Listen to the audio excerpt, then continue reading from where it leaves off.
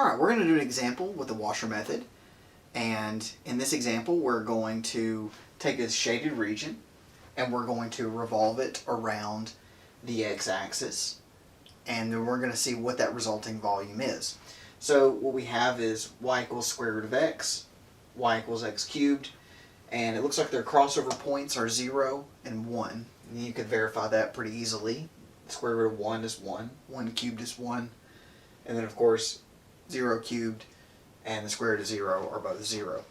So what we can do then is we can apply this washer method. We have to determine which is the so-called outer function and which is the so-called inner function. Now, when we're doing these types of problems, generally speaking, if you've picked your inner and outer functions wrong, you're going to get a negative number because you're going to be subtracting a larger volume from a smaller volume. But in practice, if you did this outside the classroom, you could actually find cases where you might end up with negatives, and that's because you're representing physical quantities instead of some sort of masses, and sometimes physical quantities come out negative. So that I wouldn't worry too much in a real-world scenario, but for the purposes of what we're trying to do here, if you're getting a negative answer, you're probably doing it wrong. So that being said, let's get to it. Well, it looks like our function which is furthest from our axis of revolution, which our axis of revolution in this case is just the x-axis. The one that's furthest is the square root of x. So that's going to be our f here.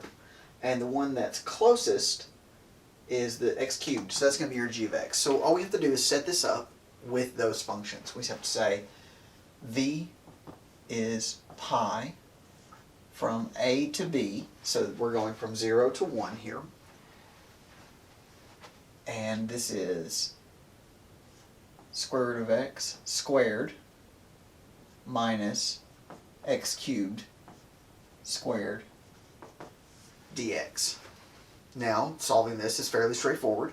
What we do is we say pi from 0 to 1 of x minus x to the 6th dx.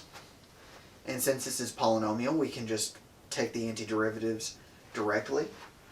This will get us pi 1/2 x squared minus 1/7 x to the 7th from 0 to 1.